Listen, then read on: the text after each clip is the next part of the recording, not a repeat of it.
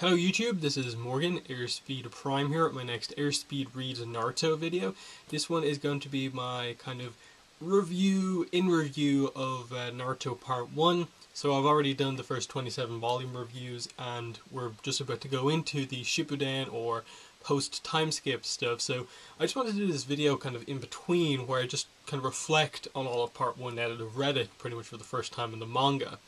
How overall I felt Part 1 compared anime versus manga, how the art developed, and what were the best parts. How did Part 1 work overall as a story, full stop, I suppose.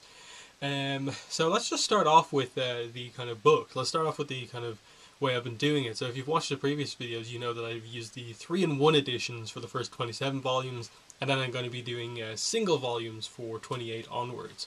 So you can see here that I have them all just kind of listed here, held up by this Naruto money tin that I have, which is pretty random in that, like, I think when my parents just randomly got this for Christmas one year, I think they put like a kind of smaller present in it, and at the time I had never actually watched Naruto, so I actually have this tin prior to me ever even getting into Naruto, and then it's just convenient that it ends up being one of my favorite kind of anime mangas of all time, basically. But yeah, so here's all the volumes, and it gives you an idea of just like how big it is, just like this many pages. Like each one of these books is like a 350 page book effectively, because like that many chapters, and or something like that anyway. So it ends up being this massive book that's just so impressive. Actually, each one of these books is like 500 pages actually, now that I think about it. So like it's close to 600 actually. So like it's crazy, 2,400, 4,800. So like they're like 5,000 pages here, all of them basically filled with art, and it's just so impressive to look at. Like, this is what I've reviewed already. This is Naruto Part 1 all right here. And it's one of those things, like, imagine they released it as one book, just one massive book. This was just completely, that was the spine of the book, and you could just open it up and read it. It looks so impressive like that. And these 3-in-1 editions are interesting, but as I've discussed, I haven't been overly impressed with a lot of the covers for these 3-in-1 editions. A lot of them are very basic. So let me put the camera back and we'll actually talk about that a bit. So yeah, the problem I've had with the 3-in-1 editions is that not very many of the covers have been all that impressive. Like, this is the first one, obviously. That's like, okay, nice, okay, Naruto in the first one. Makes complete sense that you'd have the main character on the first one. Great. But then you go into like volume 2 and it's just like, okay, more Naruto. Sasuke is on the back, but it's just Naruto again, another image of Naruto. The third edition is just like, okay, we have Orochimaru, Sasuke, and Naruto. Much better, like much more interesting, gives you an idea about what's going on, who the lingering threat is, and then on the back, Sakura and Ino, that gives you another idea about what's happening. So that's interesting. The fourth one, just another Naruto, slightly different in that he has the kind of tracksuit top open, Rock Lee on the back this time, but still, nothing crazy just yet.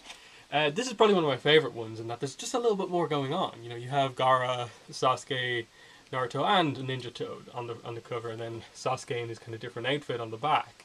So that one's a lot better. But then we just return to in such a big volume, like the kind of Sanin kind of Search for Tsunade kind of arc, the start of that. To have just such a basic cover for like the arc that has Tsunade, Kabuto, Orochimaru, Jiraiya so heavily involved, it's just so basic, and I don't get like the decision with like volumes like that. And then we go on to the next one, and again, 19 to 21, and we have once again some big stuff happening here. Sasuke leaving the village, and the coming towards the end of the Tsunade kind of arc, the three-way battle between the Sanin. And it's just that on the cover. It's just a little bit like, okay, you don't want to spoil anything, but it's just Naruto on the cover, really? Okay. Then the 8th one, again, just Naruto. Like, you're starting the Sasuke retrieval mission, like setting up that fight, basically. That's where like the last volume more or less ends, isn't it? Yeah, we end this with the start of their fight, basically. The meeting at the Valley of the End, and it's just Naruto on the cover. And smiling as well. It's just... I very much question some of that stuff. Thankfully, they ended. The ninth 3-in-1 edition is pretty nice with Naruto, obviously, with the Ninetales stuff, and it really fits with, like, Sasuke Ninetales on the back. And, like, honestly, some of the back covers for these volumes, like, are much better. Like, there's more characters and stuff like that. It's just... a lot of the covers are just very basic. And then, as I said, I have, like, 28 to 72 in individual volume format.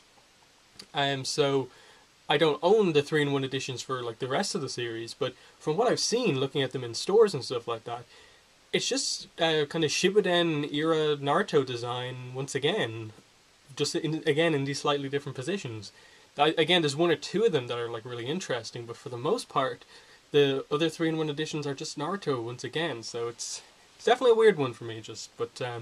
Obviously, the main review here is, of course, on the actual content of the volumes themselves, which are really good. So let's actually talk about the art next, because it's one of those things where I didn't actually end up talking as much about the art in the 27 reviews I've done up to now as I initially thought I was going to do. I think I mentioned it a lot early on, and then a lot towards the end, but there was a middle point where I just like didn't really talk about the art, because honestly, a lot of it was just like, okay, this is solid. He's still developing the style, and nothing stands out a massive amount. It was good, but nothing stood out until towards the end. And so, just reflecting on it, I was just kind of like, how much does the art actually like progress? And it's really notable. Let's get Volume 1 versus Volume 27 and see can we get any comparisons. And it's I think it's really notable. Some of this stuff that the art has definitely improved in a lot of ways. Okay, let me just get some Volume 27 stuff here. Okay, so this is a good comparison actually I have here. Look at Naruto there. This is from like the first volume basically. That's toward the end, the big Aruka moment at the end. He's kind of so happy to have finally gotten his headband. And you can sort of tell just that the design of Naruto's face is a little bit, squishy. It kind of changes as kind of time goes on. You look at some of these other images here, and you can see his neck is a lot longer than it usually is, and his face isn't like as wide, and his overall designs tend to change a lot. In that there are certain times where Naruto's face is very round. There are certain times where it's more kind of squished and kind of tall, and it just changes. Versus, look how kind of solid it is towards the kind of end couple volumes. And he just has such a consistency in the design of his characters. Like, look at Sakura there.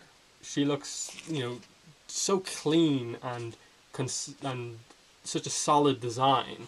Whereas, like, earlier on, you have, like, look at Sakura in that image. She just looks a little off. Of course, her hair is different there. But still, you get the sense that, the design isn't quite there. And it's definitely something notable. Like, as well as that, one of the other things I noticed was just the way he chooses to frame some of his panels, and the size of certain panels as well changes. Like, look at this page, for example. Like, the characters' expressions are very small on the bottom of the page, but then there's this huge landscape, but Naruto's tiny in it, and you kind of question, like, do you really need to show that much? And then, because there's so little time, the detail seems a lot off. Like, Sakura's face just looks a bit off there, whereas, towards the end of the series, he's managed to frame everything so much more effectively to where the characters' faces just, come across so well, and he knows how much to get exactly as much as he needs out of each scene. So, even when you have those smaller panels, like say this page, it just works so much better because the style is consistent. And so I think that's a good comparison to make, that the style changes so much. Another one is just, I suppose, I'd actually go as far to say, like, he tries us to have way too much detail early on in the series. There was a panel I wanted to show off, look at this page. This is the first time we see multi-shadow clones, and look, it's a huge page. He has to go all out and showing it, but there's almost too much going on, that it kind of takes away from the scene itself, because there's just like so many Narutos that you're kind of like, wait, where are the actual important characters here? Like, where's Iruka in that situation? Like, they're so small within the page that it kind of doesn't necessarily get everything across. Also, like, even like the first page of Naruto, like, that's really detailed. That first shot of the village, super detailed, amazing. But it's so detailed that, like, you can barely see where the streets are because there's so many buildings, so many trees, so much going on that it's just not as clear as it perhaps should be. And I think that is something that, you know, has to be noted about this. That is the way the series is kind of early on. That he almost goes for too much detail in the background. And it definitely, for me, is a I wouldn't say a problem that, like, can you really criticize an artist for trying to go for detail, but I think at times it kind of can be a little bit of an issue. But you know, later on, let me see, can I get a better example of a kind of a moment where he has good detail, but it's a lot clearer. You know, this is a good example of, like, I suppose, the fact that perhaps he hasn't quite got over that yet. And that, look how detailed this is. The characters are small, but I think he's realized that, like, he's doing, like, finer lines on the background, and so the characters stand out a lot more because they're the ones where the solid black is. Like, you can tell Kakashi is standing right there because it's more dark and stuff like that. Let me see, can I find one more example? Like I suppose even like a page like that. That's a moment where you have to have a good background to show the range, show where Naruto is just lying there, and the background doesn't take away from Naruto but adds to the situation, and it just works, like, in my mind, exceptionally well to get that across. Let me see, can I find just one more? Don't want to linger too much on this. I suppose even when Sasuke unlocks the kind of final stage of his Sharingan, how he goes about, like, showing how that's working, how Sasuke is kind of just a little bit ahead of Naruto now, that he can sense where Naruto's punches are going and can get the speed back. That works so much better than at times early on in the series. He kind of, I think, struggles to get some of the stuff across in the art. Some of the fights, I think, early on don't come across as well as they do in the anime because there's, you know, just a little bit kind of, he's trying too hard to have detail and get something across, and the art is being overly detailed that it actually takes away from overall just the conciseness of showing that, like, this is what this character is doing. You don't need to go overboard in the background. It's why, like, stuff like Bleach, a lot of times Kubo gets criticized where in fight scenes he has blank backgrounds. But at least a lot of times with Kubo, because of that, you're focused just on the characters and what they're actually doing to each other. And so that comes across really well. I think at times early on here, the fights get a little bit muddled just because he's going all out in the details, plus he's getting the character designs and stuff like that. I just think overall you can see the consistency come in and where it happened, and I was definitely interested to kind of prepare for this video, like, when exactly does the style become solid? When does it go from being kind of that more, like, the characters are a little squishy, like their faces are changing a lot, and, you know, how big the necks are and stuff like that, just to, when are the designs solidified for sure? And for me, when that happens is it's somewhere in or around volume 18, 19, 20.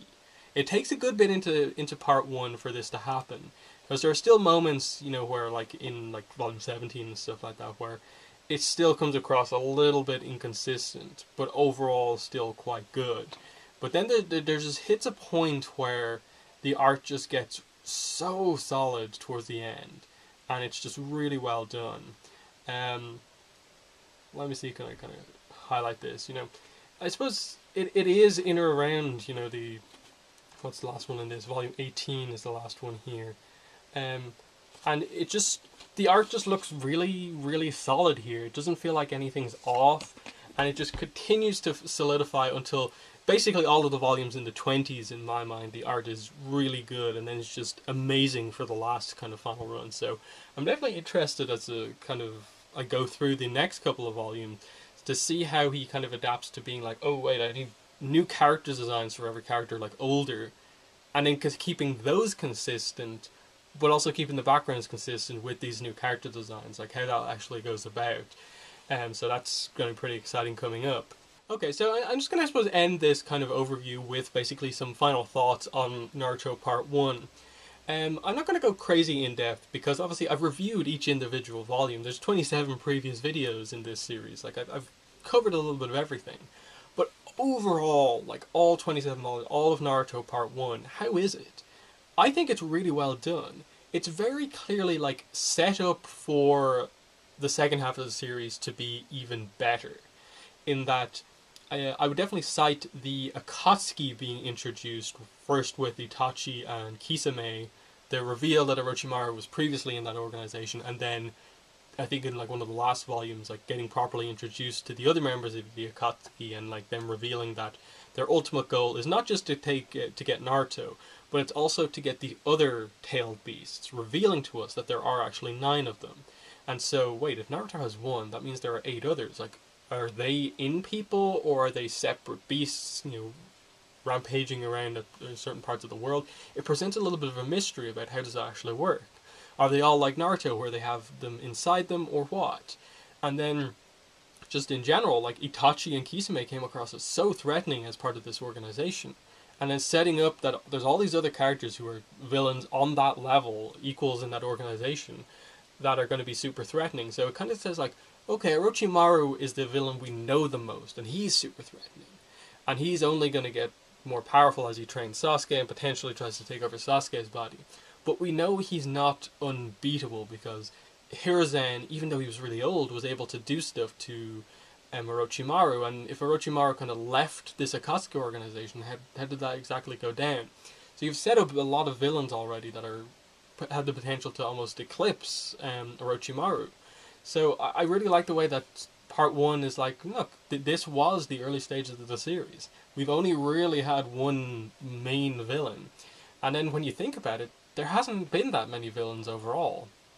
You have Zabuza and Haku in the Land of Waves arc. You have that initial guy from the first the initial guy from the first volumes who confronts Naruto. Oh yeah, Mizuki. So you have Mizuki from like the first volume, Zabuza and Haku, and Gato, I suppose, a little bit. And then you've, I suppose, properly introduced like you present more of the Chunins as villains beyond just the Sand siblings, but some of the Sound Ninja begin to get introduced. It's later revealed to be Orochimaru as the main villain.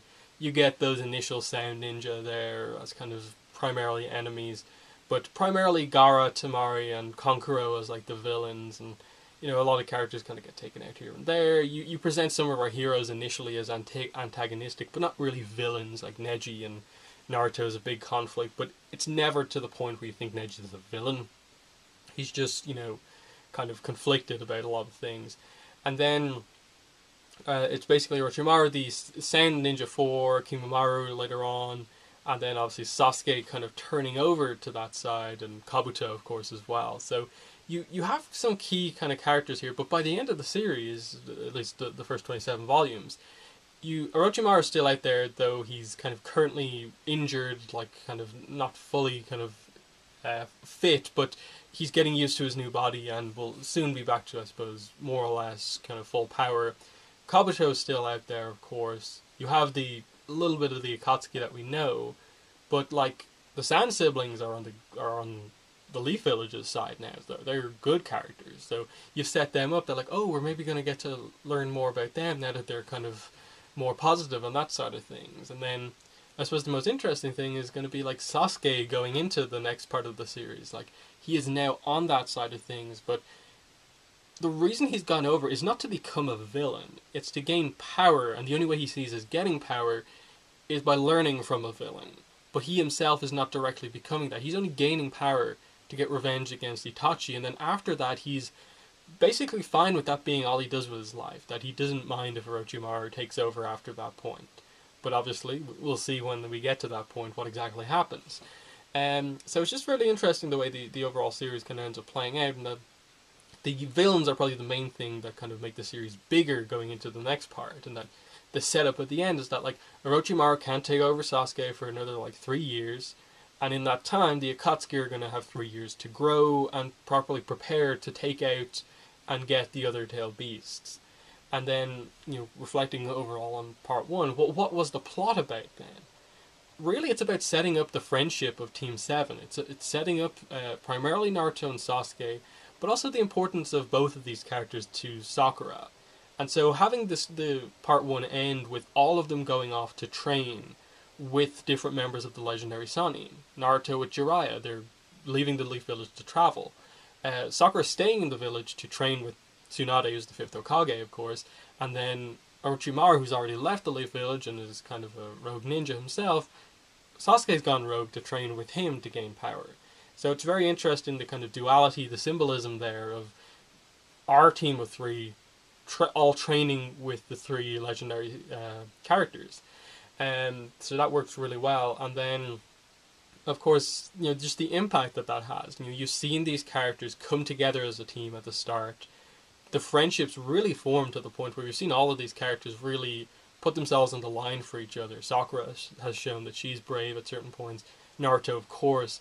But Sasuke especially, in terms of really heavy character development stuff, he has put himself on the line for Naruto. He's blocked, death blows against Naruto before.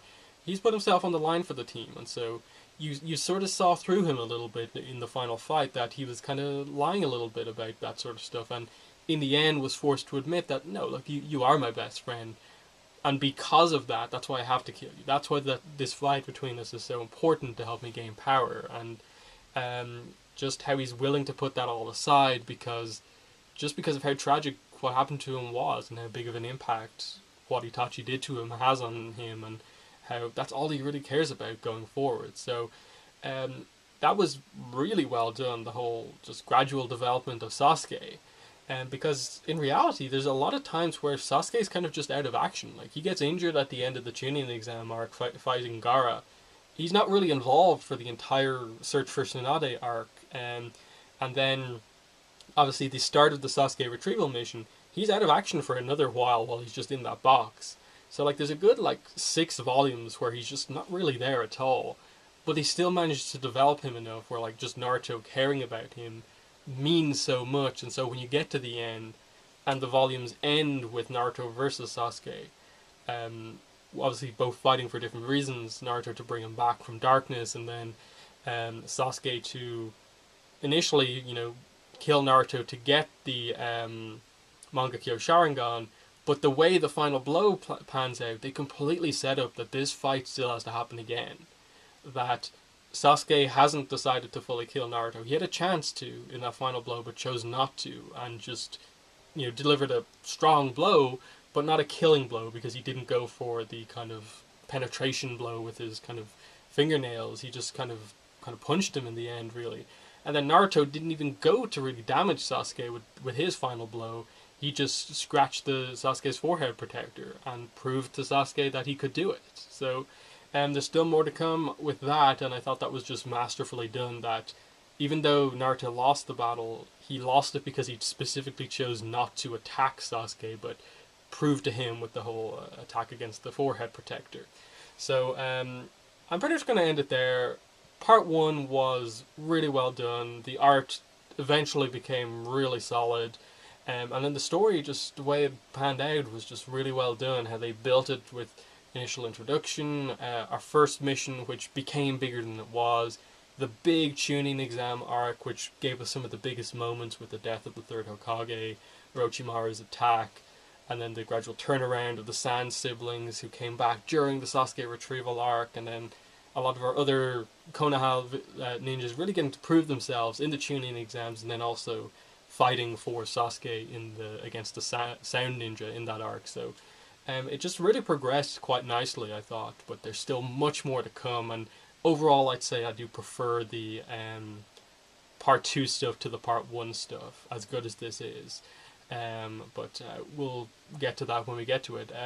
I will try to get the volume 28 review out some stage later this week, but my video schedule is, I think, becoming a bit big towards the end of this week with a lot of potential stuff that might come out. So definitely check that out. But yeah, just to end by saying, once again, you guys can help to support my channel, future videos, and better videos with Patreon. My Patreon page is linked in the description below. You can support that and get rewards. And then also, if you don't like Patreon, you can help support the channel by donating on PayPal. Link also in the description for that. But other than that, thanks for watching, and bye.